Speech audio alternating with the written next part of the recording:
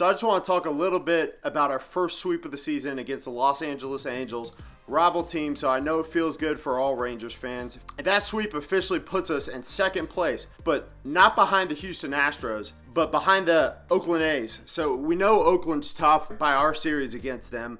And it seems like they might be the team to beat this year in our division. Maybe it's not the Astros. I know every baseball fan, besides Astros fans, are probably going to be really excited to hear that. It's kind of nice seeing them lose after you know what happened. Now, I just want to talk a little bit about Rougned Odor. I'm a big Roogie fan, so it was really nice seeing him get a hit in the final game against the Angels in this series. But I'm pretty worried about the guy. He's barely hitting over 100.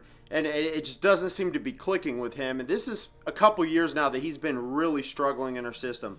Now, I'm not saying Anderson Tejeda has done much to earn any kind of everyday starting job.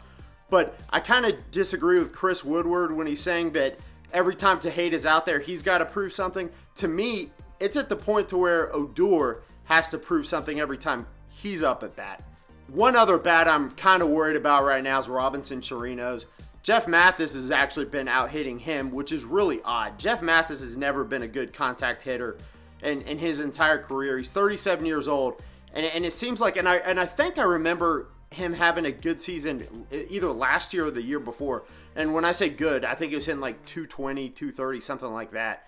So it's interesting to see. Chirinos to me is always good for the 220 to 230 range when it comes to hitting. And nowadays, the older he gets, it seems like you can get around 20 home runs a year out of him.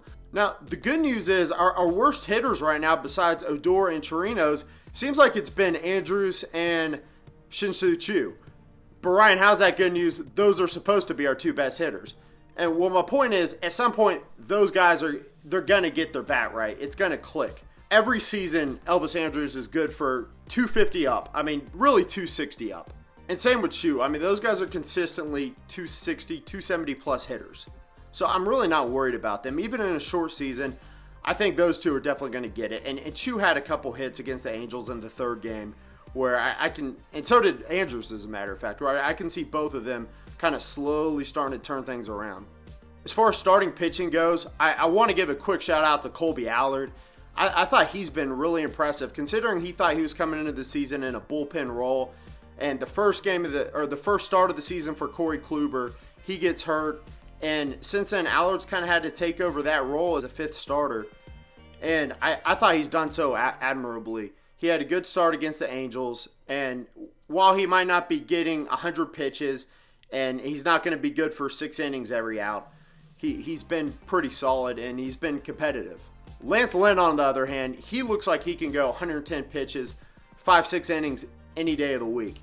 He's been awesome. He's been a real workhorse for us early on in the season, and he reminds me of Colby Lewis for sure. And if anything, he's got better stuff than Colby Lewis did at the end of his career. So I'm really loving what we're seeing out of Lance Lynn. I really wish we could have had him in his late 20s, mid-20s instead of at 33. But nonetheless, I'm really excited to have him on the team. Bullpen's really been stepping up too. I want to say it's Jimmy Herter, throws sidearm. He's been awesome. I like his style with the high top socks. Ian Jabot's been really good. I didn't really expect much from him coming into the season, but guys have stepped up. Jonathan Hernandez has been absolutely awesome for us, and now it looks like he might be earning himself a spot as a closer for the Rangers. So that's really exciting to see. And I guess Hernandez isn't a rookie. I think he did play a little bit last year, but he's pretty new to the team and in the big leagues at least. And then Edinson Volquez is the one guy I mentioned it in the past, but he came out of retirement for one more season with the Rangers, and I'm really glad we talked him out of retiring because he's been really key guy out of the bullpen for us, and I think he's really helping the young guys in the bullpen along as well.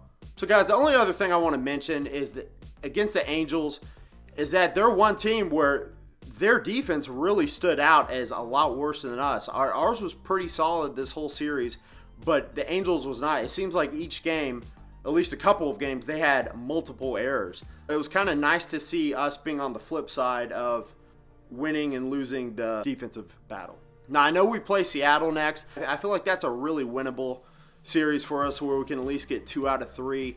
That'd be really good to see. Unfortunately, I live on the East Coast, and there's going to be 2 9 o'clock games, so Some of these games I don't follow as close as I'd like to, but I watch a majority of them, and I'm gonna definitely try and follow this series pretty close. I'll be getting some more Texas Rangers content up for sure. Also watching the San Antonio Spurs right now. Guys, if you're enjoying my content, do me a big favor and subscribe. That really helps me. Also give a thumbs up, comment, let me know what you think about the Rangers right now. I think we're finally trending up. Hopefully by the time this series is over, we'll be at or above. Well, I guess it's only going to be above or below 500.